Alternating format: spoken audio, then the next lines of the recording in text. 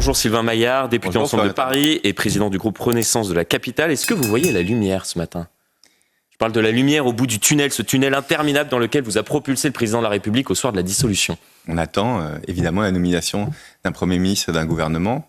Le président consulte. Ça fait 5 semaines que vous dites ça. Non, c'est vrai, mais alors revenons en arrière. On a accueilli les Jeux Olympiques, c'est un énorme succès. Je crois que c'était largement reconnu, ceux qui l'ont vécu, ceux qui l'ont regardé, et c'était un moment très fort.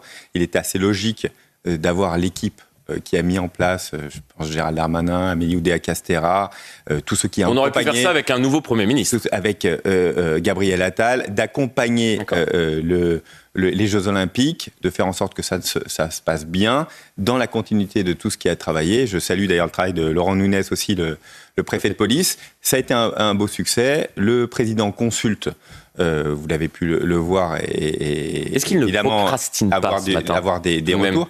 C'est difficile, la situation est compliquée, parce que chacun joue un rôle. La gauche a décidé malgré le fait qu'ils savent très bien que Lucie Castet ne sera jamais nommée, ils ont décidé de faire un jeu politique, c'est-à-dire de refuser de construire une majorité qui puisse gouverner la France. Eux vous accusent ce matin de mépriser les électeurs. Est-ce que vous méprisez les électeurs, leurs électeurs de gauche ? Mais leurs électeurs ont envoyé 193 députés. Ça ne fait pas une majorité. Pour construire une majorité, il faut 289 députés, ou bien une majorité relative, 250 environ. Il faut trouver cette majorité.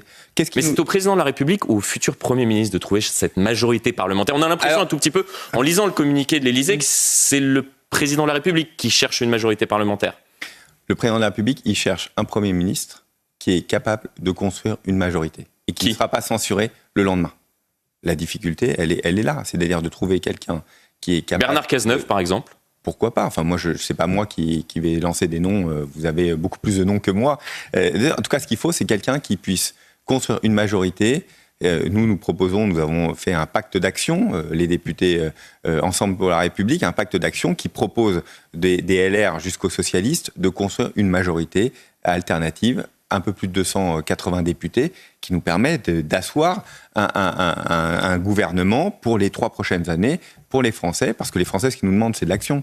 Ils ne demandent pas de nous regarder ou de faire un jeu de casting. Mais il faut prendre un peu de temps. Le président prend du temps pour trouver la personne qui est capable de construire ce gouvernement. Beaucoup de temps.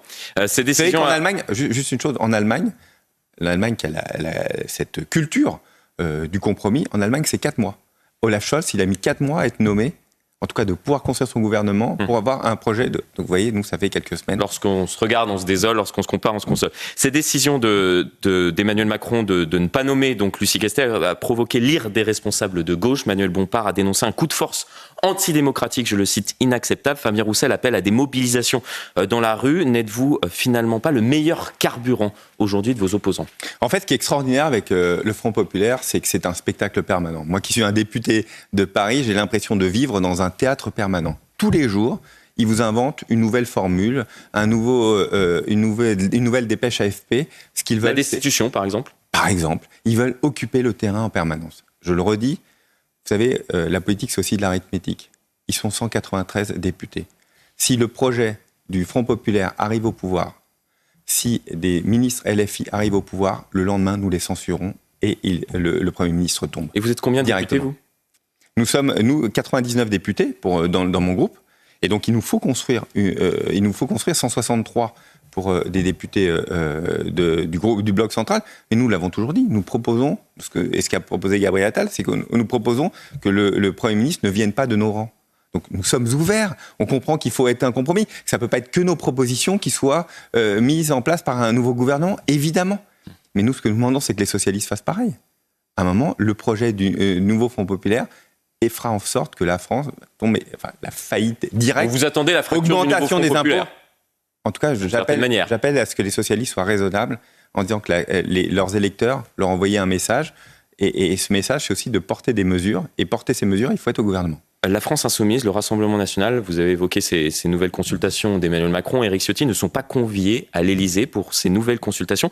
Ils ne font pas partie aujourd'hui de l'arc républicain. C'est pas à moi de décider. Moi, en tout cas, en tant qu'ancien président de groupe, je ne travaille ni avec le Rassemblement National, ni avec la France Insoumise. Pourquoi je vous pose cette question ? Tout simplement parce que Gabriel Attal, vous l'avez cité tout à l'heure, ancien Premier ministre démissionnaire, expliquait en février dernier que l'arc républicain s'était l'hémicycle? Est-ce qu'il avait tort à cette époque? En fait, il y a deux réalités différentes. Quand vous êtes à l'Assemblée nationale, la position qu'avait pris mon groupe Renaissance, c'est de dire nous ne travaillons jamais ni avec le Rassemblement national, ni avec la France insoumise. C'était le choix que nous avons fait, c'est-à-dire que nous ne travaillons pas concrètement avec eux. Et donc, nous restons là-dessus. La position qui a été tenue par Ensemble pour la République, notre nouveau groupe depuis les élections. Donc, il peut y avoir des divergences de vues entre le Premier ministre, le président du groupe à l'Assemblée nationale. J'ai toujours entendu Gabriel Attal, qui préside maintenant notre groupe, dire la même chose. C'est-à-dire, et notre groupe s'est prononcé dès le début de la nouvelle mandature en disant nous ne travaillons ni avec le Rassemblement national, ni avec la France insoumise, parce qu'ils ne font pas partie de l'arc républicain. Est-ce que vous plaidez pour une prise de parole du président de la République pour qu'il puisse expliquer justement aux Français l'état de la situation, qu'il puisse peut-être présenter un nouveau Premier ministre? D'abord, il communique régulièrement. Il y a encore un communiqué de l'Élysée hier soir qui fait le point sur ses premières consultations et puis annonce une succession de nouvelles consultations dès ce jour pour trouver le Premier ministre. Je pense qu'il y a une vraie transparence de la part du Président de la République sur les discussions qu'il peut avoir, mais aussi montrer les vraies difficultés parce que je pense que certains n'ont pas compris dans la situation dans laquelle nous sommes et au fond sont un peu hors sol. On a une rentrée qui va être compliquée, avec une rentrée économique très compliquée, un budget à faire, et là on entend parler il y aura un budget de distribution massive. Pour 2025 ? Bien sûr, obligatoirement. Obligatoirement, il y aura un budget. Quoi qu'il arrive. Obligatoirement. Et donc il faut qu'on trouve un budget qui permette non seulement de ne pas augmenter les impôts, mais aussi de faire une relance économique importante. On en a besoin. Nos entreprises, pour une partie d'entre elles, commencent à être en difficulté. Vous avez, Sylvain Maillard, été le président de Groupe Renaissance à l'Assemblée nationale. Comment voyez-vous l'avenir du parti dans les prochaines semaines, compte tenu justement de ce qui se passe dans notre pays? Qui peut légitimement en reprendre la tête? La semaine dernière, Elisabeth Borne, ancienne première ministre, s'est dite candidate pour en prendre la présidence à l'automne. Est-ce que vous pourriez très bien vous ranger derrière cette candidature? Je pense que c'est une candidature extrêmement solide. Et d'ailleurs, c'est ce que j'ai dit. Plus solide que celle de Gabriel Attal? Non, qui sont des candidatures. D'abord, Gabriel Attal ne s'est pas prononcé. Et c'est le président de notre groupe. Président du groupe, j'ai eu cette responsabilité. C'est vraiment un job à plein temps. Donc il ne peut pas faire les deux. C'est ce que défend Elisabeth Borne. Je pense que c'est extrêmement compliqué pour deux raisons. D'abord, évidemment, d'un point de vue de temps, mais aussi d'un point de vue de ce que va devenir le parti. Le parti ne sera plus forcément ce qu'il a été auparavant. Auparavant, il accompagnait une action gouvernementale. Ce ne sera plus le cas. Il faut que dans ce parti, dans le parti Renaissance, nous puissions avoir des vraies discussions de fond, de travail programmatique pour la suite, peut-être même des courants à l'intérieur de ce parti. Il va falloir l'organiser, il va falloir le transformer. Et pour ça, je crois qu'on a besoin d'une personne qui a de l'expérience, qui a de l'autorité. Elisabeth Borne me semble une excellente candidate et qui va pouvoir faire vivre en son sein, au fond, les nouvelles idées qu'il va falloir porter. Ensuite, il y a un travail à l'Assemblée nationale. Gabriel Attal est notre président de groupe. Je crois qu'il va être extrêmement pris parce que le travail va être dur, va être intense. Et donc, je pense qu'il faut trouver de la place pour tout le monde, mais aussi dans cette nouvelle configuration du parti qui va être forcément une nouvelle page à écrire. Et on comprend que vous soutenez donc la candidature d'Elisabeth Borne ce matin sur CNews et sur Europe 1. Cette nuit, le chauffard ayant percuté mortellement un gendarme lors d'un refus d'obtempérer a été arrêté. Les refus d'obtempérer dans notre pays, ce sont autour de 26 000 par an, soit quasiment un toutes les 30 minutes. Comment y remédier? Est-ce que la police, en France, ne fait plus peur, Sylvain Maillard? D'abord, évidemment... Excusez-moi peut-être du terme, d'ailleurs. Une pensée pour ce gendarme, pour sa famille, pour ses enfants, qui sont plongés évidemment dans une douleur extrêmement intense. Et je voudrais d'abord penser à eux. Dire que nos gendarmes, le travail des gendarmes, des policiers est extrêmement difficile au quotidien. Ils trouveront toujours été le défenseur de leur travail et qu'il faut évidemment les respecter. Vous l'avez dit, ce chiffre est effrayant. Toutes les 30 minutes, il y a un refus d'obtempérer. C'est-à-dire qu'on ne respecte pas suffisamment les policiers ou les gendarmes. Moi, je dis toujours... Mais pourquoi ? Il y a beaucoup de raisons. Dans ce cas précis, on aura des informations. Il y a d'abord de plus en plus de stupéfiants et de gens qui conduisent sous stupéfiants. C'est pour ça que nous sommes extrêmement durs là-dessus, en disant qu'il faut assez dur, compte tenu de ce qui se passe. Je crois, en tout cas, on fait le maximum. Gérald Darmanin, là-dessus, a jamais eu la main qui tremblait. Et nous continuerons. Nous devons vraiment être extrêmement durs dessus. Moi, c'est la seule chose que je peux dire, c'est que plus il y aura de policiers dans la rue, plus il y aura et on l'a vu encore pendant les Jeux Olympiques, de policiers de force de l'ordre dans la rue, plus la sécurisation est assurée et plus ça amène de l'apaisement pour chacun d'entre nous. Donc, moi, je plaide pour qu'il y ait encore plus de policiers, de gendarmes, de forces de sécurité dans la rue, parce que je crois que c'est ce dont ont besoin les Français. Et probablement, ça permettra aussi de faire en sorte que ceux qui pensent qu'au fond, il y a une impunité générale sur la voie publique soient peut-être amenés à y réfléchir un peu plus. Le problème peut-être de l'insécurité, d'ailleurs, dans notre pays, c'est pas ce sentiment d'impunité que peuvent ressentir ces délinquants qui s'adonnent comme cela à ces refus d'obtempérer ou autres.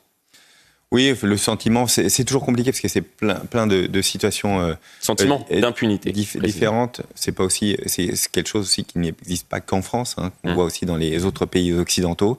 Il faut être extrêmement dur et il faut amener de l'apaisement. Moi, je le dis, on n'a jamais prononcé autant de peines, il n'y a jamais autant de gens incarcérés qu'à l'heure actuelle. On a encore battu un record au mois d'août d'incarcération.